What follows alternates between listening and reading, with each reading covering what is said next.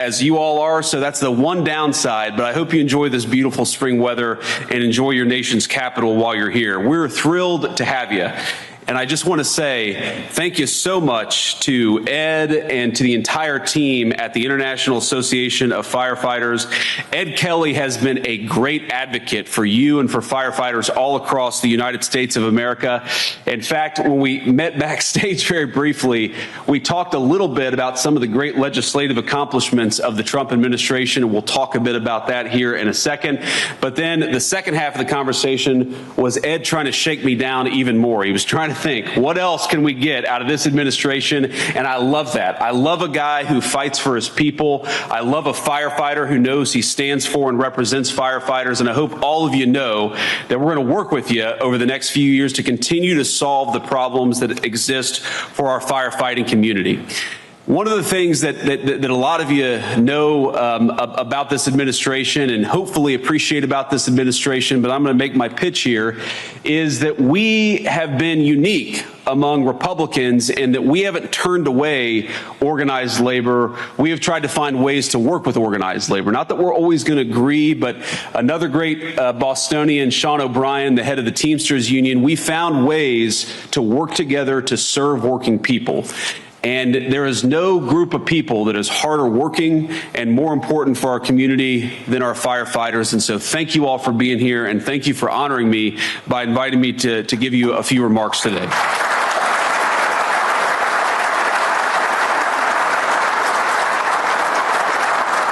Now, before I get into some of my other remarks, I want to just start on a slightly somber note here, because on a personal level, I was honored to be able to participate in the dignified transfer of 6 American soldiers who were killed overseas in this conflict with Iran. And I had never done that before, and a lot of you served our nation in uniform. I know a number of our firefighters have all across our country. And I just want to say that if you are the praying type, and I certainly am, I hope you'll spare a prayer for the 6 souls that we lost, for the 7th soul who will be coming home tonight, and for all of their families. You all know better than almost any category of Americans what it means to put on a uniform and to sacrifice for our country. And so I hope you'll share a moment of prayer for our brothers in arms, for your brothers in arms who keep this country safe in their own way, just as you keep the country safe in your particular way. So, to move on a little bit, let me just say that what we have tried to do in the Trump administration, what we have tried to accomplish, is to make your lives easier, knowing, of course, that we're never going to be able to make your lives completely easy.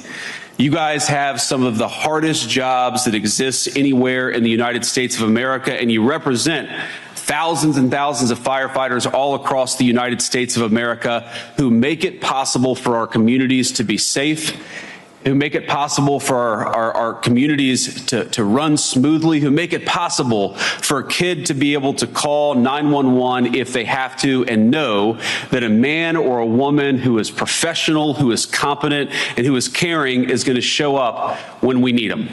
And that's the thing that I admire so much about all of you. You know, every country, every empire, every society in history made it possible for a rich person to get what they needed. But what makes the United States so unique is that whether you're rich or poor, you're black or white, when you need public services, when you need your police officers, when you need your firefighters, when you need those EMT specialists, we make it, and we try hard to make it so that everybody who needs something in that critical moment has access to it. Everybody deserves public safety, not just rich people. Every person deserves to know that if, God forbid, their house catches on fire, there's going to be somebody with water there to put it out, not just the powerful.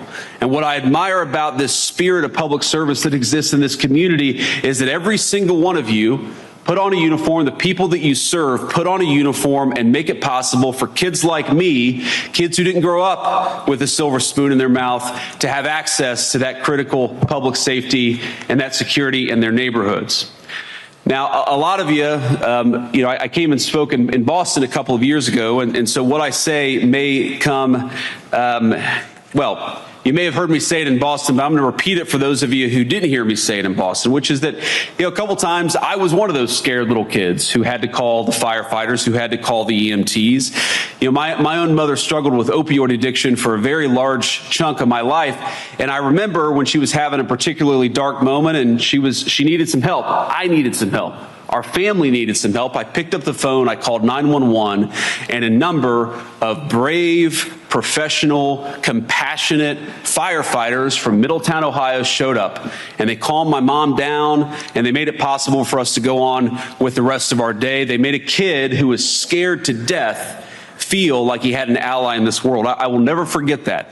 I will never forget also when we had to call 911, it wasn't a firefighter, it was an EMT who came and took my mom to the hospital because she had had a very terrible overdose. And I remember holding her hand, hoping to God that she would be okay, that she would wake up. We know a lot of our people have not woken up when they have those opioid overdoses, but by the grace of God, my mom did wake up. And by the way, she's now been clean and sober for north of 11 years. We celebrated her 10-year sobriety. Thank you.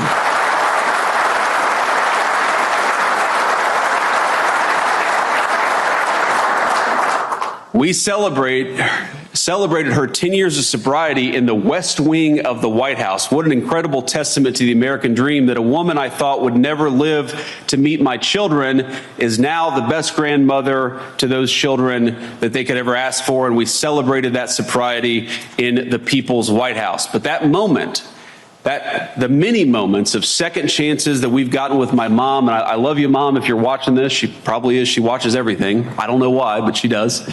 But Mom, we would not have gotten that second chance were it not for the firefighters all across our country, for the EMT specialists all across our country who make it possible for second chances again and again and again.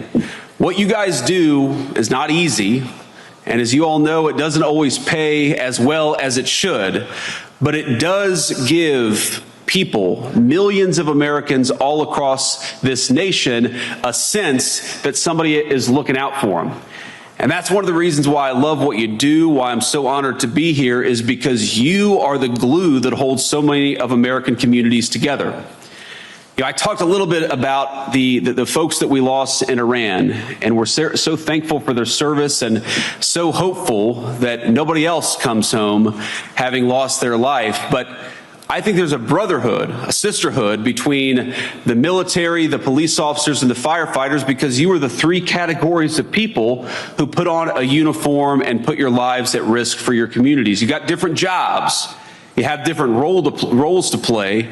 But I think it's an amazing testament to our country, maybe the single most important resource that we have as a United States of America, is that every single one of you is willing to sacrifice your life. Hopefully you never will, but every single one of you is willing to sacrifice your life for this great country and for the people that you serve in your communities. I just want you to know, from the President of the United States, but from everybody, I think I can say comfortably, even in partisan and difficult times, that I represent the whole country when I say to all of our members of the International Association of Firefighters, we are thankful to you, we are proud of you, we love you, and we're going to do everything that we can to support you.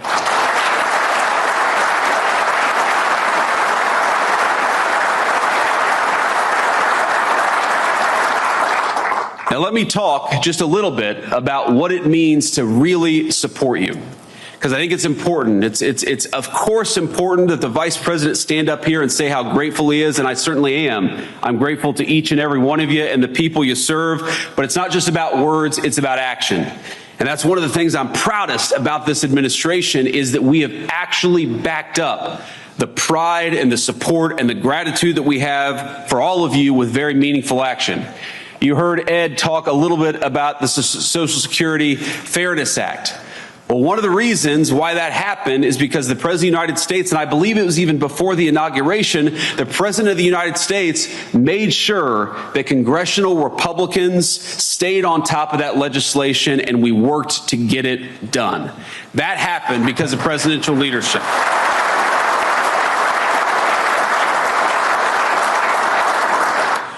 Do you think Joe Biden was making those phone calls, ladies and gentlemen? I just got to say, I don't think so. Sorry, I got a little partisan there. But we owe it to Americans who suffered through exposure to toxic chemicals, especially the first responders who seek to protect others from harm. We owe it to you to actually look after you and to take care of you. In that vein, one of the first pieces of legislation I ever worked on was the Railway Safety Act. And I'll never forget your support in making that act a possibility. We actually got it, by the way, into the most recent transportation package. I'm sure Ed and all of you will use your very able lobbying and persuasion tactics to make sure that that legislation actually becomes law. Because here's the thing, when I met the firefighters who dealt with that terrible train derailment in East Palestine, one of the things that I picked up is, they weren't angry, they weren't mad. That was their job. They went into a very dangerous situation because that was their job and that's what they expect to do. But they were worried about one thing. What might happen with all these toxic chemicals that were in the air? Would they have long-term problems? Would they suffer some consequences? And one of the things that Secretary Kennedy and I worked on is making sure that we are studying the long-term effects of toxic chemical exposure in East Palestine. We appropriated millions of dollars, and trust me, when I was a senator, I worked to get that money from the last administration just to understand the effects of toxic chemical exposure over time. And we didn't have that until this administration came along and Secretary Kennedy made it a priority, because we want you all to know, if God forbid you run into harm's way, what are the consequences going to be to you over the long haul? And importantly, what are the kinds of medical treatments that you're going to need if you're in that situation, to make sure that the sacrifice that you make in the line of duty doesn't become more than it has to be? Those are the kinds of tangible steps that we are trying to take. Now, we know that President Kelly and President Trump, we all have our own presidents, my friends. He was a huge proponent, and I'm glad for this, of the Honoring Our Fallen Heroes Act.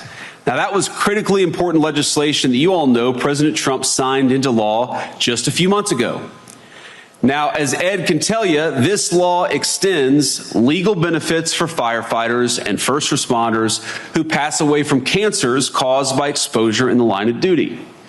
Now, when a firefighter, when one of you becomes ill or, God forbid, loses your life because of cancer that was developed in the line of duty, their families are entitled to federal benefits that they earned.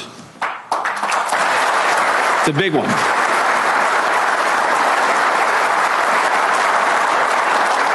Now, I say they already earned them because we owe it to Americans who suffered through exposure to toxic chemicals, especially the first responders who go into harm's way to protect others from harm.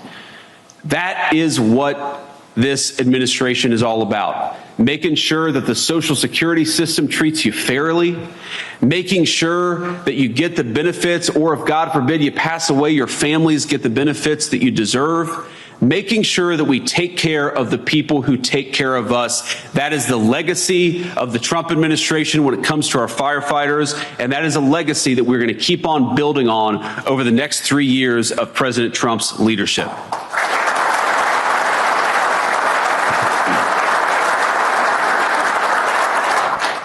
Now, I want to close with a very simple point. This is an administration that is fighting first and foremost for working men and women. I talked about that a little bit at the beginning.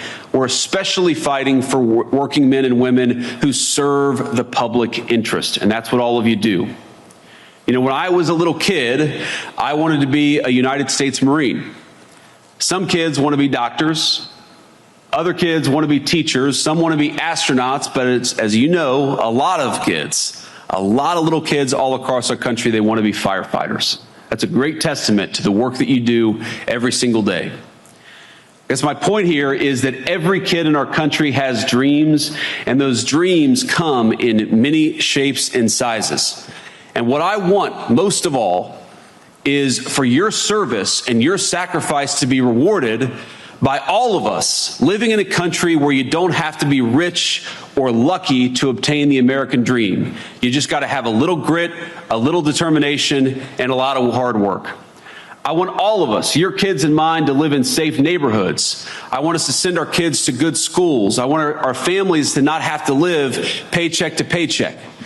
And that's why our administration is fighting for all the policies that we've been fighting for, from the low crime to reversing the inflation of the Biden years, because we want every single person in our community to be able to live a good life.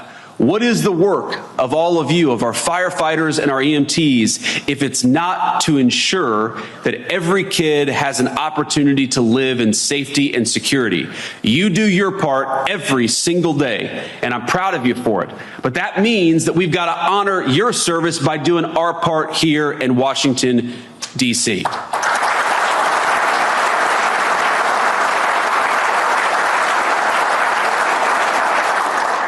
So let me just say that all of you deserve to live in this great country, and all of us in this administration are proud to stand shoulder to shoulder with you as we rebuild the United States of America. I want you to be proud in your country, because I know that your country and your president are very, very proud of you, and we're grateful to you. Thanks everybody, and God bless you.